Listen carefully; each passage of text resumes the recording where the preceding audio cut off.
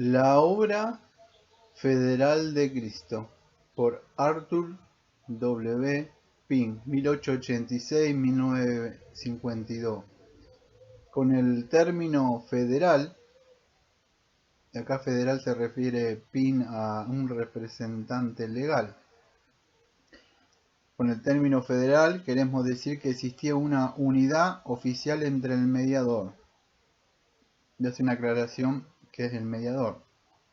Cuando Pin acá dice con el término federal queremos decir que existía una unidad oficial entre el mediador, y el mediador es un intermediario.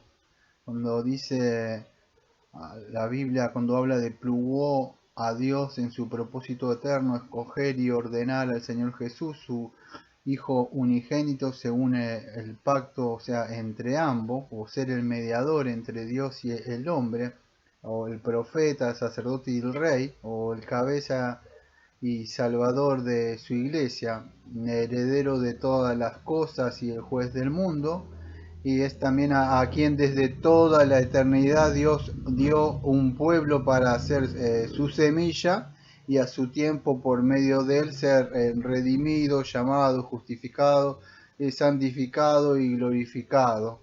Así lo define nuestra confesión bautista de Londres el año 1689, el capítulo 8 de nuestra confesión. Bueno, Pin entonces dice así: con el término federal queremos decir que existía una unidad oficial entre el mediador y aquellos por los cuales mediaba, o dicho sencillamente, que hay una unión legal entre Cristo y su pueblo. Cuando el Antiguo Testamento se habla de los escogidos como aquellos con quienes Dios hace un pacto, son vistos como en Cristo y uno con Él. El pacto con ellos no se hace sin ayuda ni aparte de Cristo. Esto lo enseña en Gálatas 3, versículo 16. A Abraham fueron hechas las promesas y a su simiente. Esta simiente es Cristo, dice el Gálatas 3:16.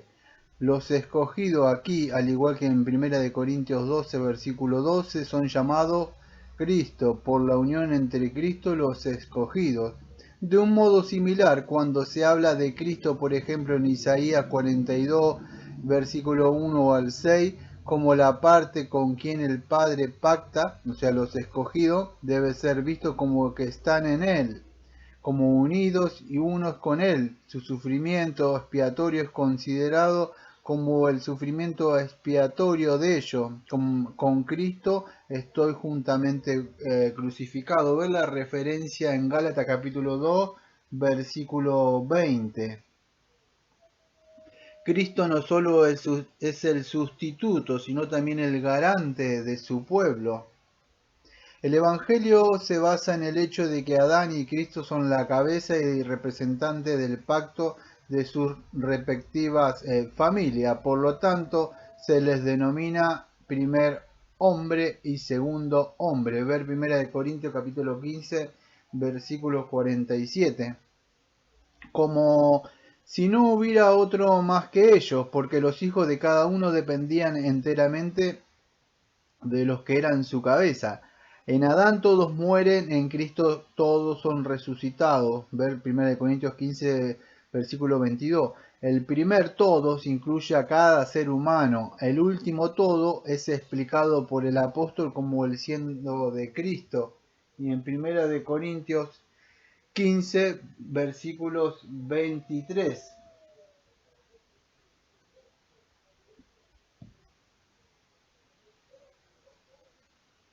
Fue como la cabeza de sus escogidos que Dios pactó con Cristo, de modo que en un sentido muy real este pacto fue hecho con ellos. Esto explica todos esos pasajes que hablan de los que los santos son uno con Cristo y como tal fueron juntamente crucificados con Cristo. Ver Gálatas 2, versículo 20. Murieron con Cristo, ver Romanos capítulo 6, versículo 8. Fueron sepultados juntamente con Él, como lo simboliza el bautismo bíblico, ver Romanos capítulo 6, versículo 4. Fueron resucitados con Él, ver Colosenses capítulo 2, versículo 12 y Efesios capítulo 2, versículo 6. y los hizo sentar en los lugares celestiales con Cristo Jesús. Ve Efesios capítulo 2, versículo 6. Por consiguiente, eran legalmente uno con Él y en Él con ellos en todo lo que hizo para obtener una satisfacción plena para con Dios. Acerca de este punto vitalmente importante, nada mejor que una sinopsis de la última sección del capítulo 2 de la obra inapreciable de Urt Martin.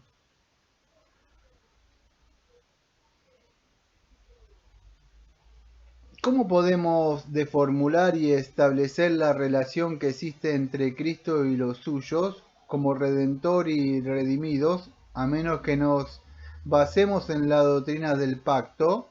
Es evidente que tenemos que reconocer que alguna relación existe entre Cristo y aquellos por quienes muere. De otro modo es imposible concebir la idea de un sacrificio vicario. La posibilidad de una expiación absoluta y real postula y requiere una unión entre el que expía y aquello a cuya disposición está la expiación. Esto ni siquiera necesita ser comprobado, y como hay una necesidad absoluta y obvia de alguna unión o relación, entonces nuestra búsqueda de la unión o relación que realmente existe no puede terminar satisfactoriamente hasta que no haber alcanzado y reconocido la unidad entre los pactantes. La misma razón que demanda una relación queda insatisfecha en tanto se logra esta relación. Es una aclaración que hace el traductor, que dice así, la aclaración. Además, habiéndose puesto el hombre bajo la maldición de la ley por su caída, plugó al Señor hacer un pacto de gracia por el cual ofrece gratuitamente vida y salvación a los pecadores por medio de Jesucristo, requiriendo de ellos fe en Él a fin de que sean salvos, y prometiendo dar su Espíritu Santo a todos los que han sido ordenados para vida eterna, para hacerlos dispuestos y capaces de creer. Esto está tomado de nuestra confesión también bautista de Londres del año 1683, capítulo 7, o subpunto 3, podríamos decir, y es de donde está tomado. Continúo con la lectura.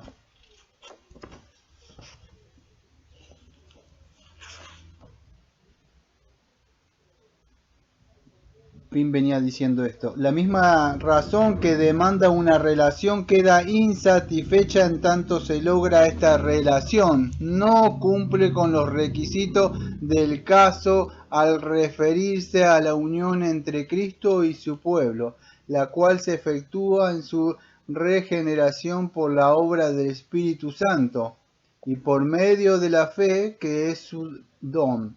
Es cierto, esto es indispensable antes de que alguien pueda disfrutar alguna de las bendiciones del intercambio, pero tuvo que haber una relación entre Cristo y su pueblo antes de rescatarlo.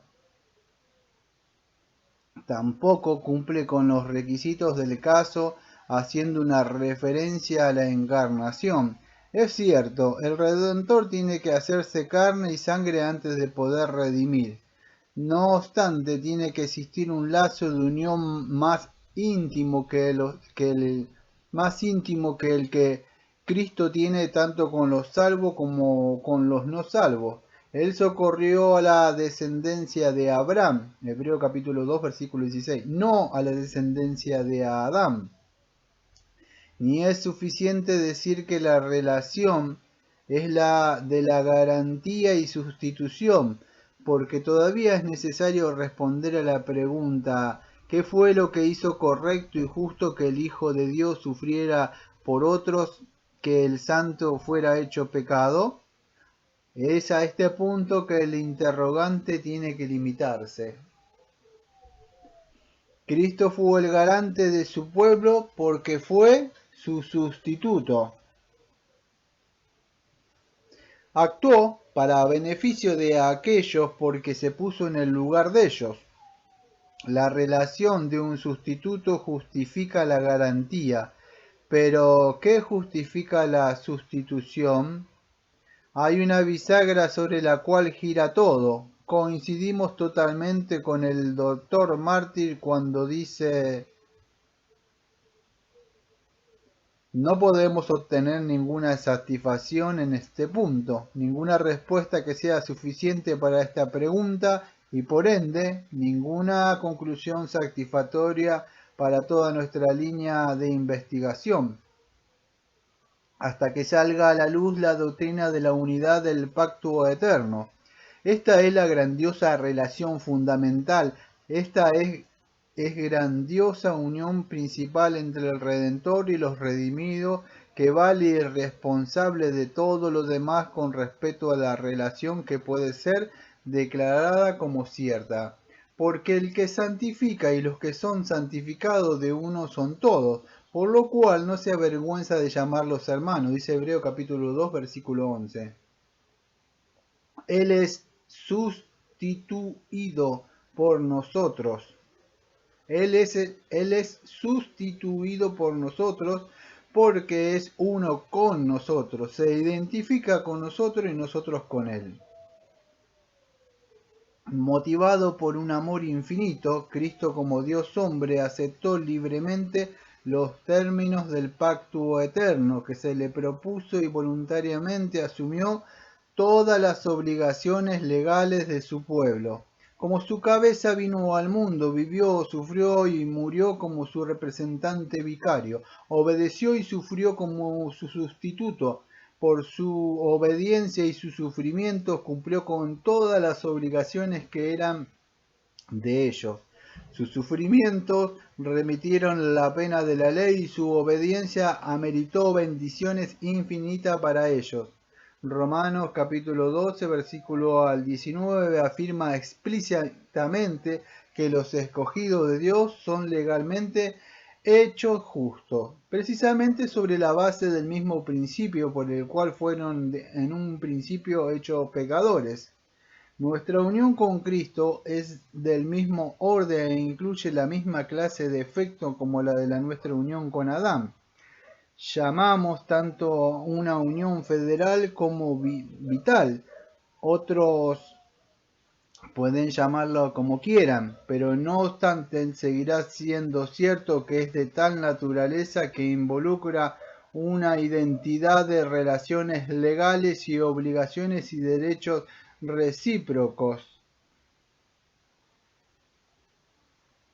Porque así como por la desobediencia de un hombre los muchos fueron constituidos pecadores, así también por la obediencia de uno los muchos serán constituidos justos. Ver Romanos capítulo 5, versículo 19. Hecho justicia de Dios en él. Ver 2 de Corintios capítulo 5, versículo 21. Hace más de 1000 años Agustín dijo: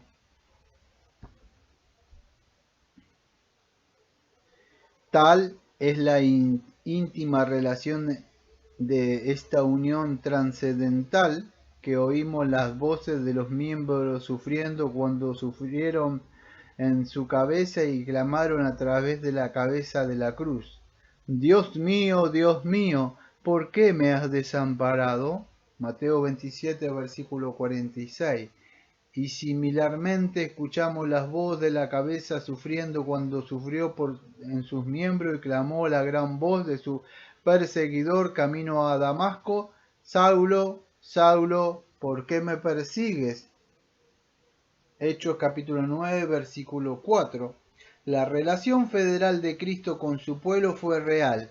En base a ella, el Dios infalible consideró justo castigar a Cristo por los pecados de su pueblo y acreditarles a ellos su justicia. De esta manera satisfacer completamente todas las demandas de la ley que había sobre ellos. Como resultado de esta unión, Cristo era en todas las cosas semejante a sus hermanos. Ver Hebreo capítulo 2 versículo 17. Siendo contado con los pecadores, dice Isaías 53 versículo 12. Ellos a su vez son miembros de su cuerpo, de su carne y de sus huesos. Ver Efesios capítulo 5, versículo 30. En consecuencia de esta unión federal, Cristo es espíritu vivificante, ver 1 Corintios capítulo 15, versículo 45, de modo que, a su tiempo, cada integrante de su pueblo pasa a ser un miembro viviente y vital del cuerpo espiritual del cual es la cabeza. Ver Efesios capítulo 1, versículo 19 al 23. Por lo tanto, la relación entre Cristo y aquellos que se benefician de su expiación no fue algo impreciso, indefinido o casual, sino que consistió de una verdadera unidad por el pacto, una identidad legal, una unión vital. La garantía lo presupone, la sustitución estricta lo demanda, la imputación real procede en base a ella. El castigo que sufrió Cristo no podía serle infligido de otra manera. Aquellos para quienes se cumplió la satisfacción por necesidad inevitable comparten sus beneficios y reciben lo que fue adquirido para ellos.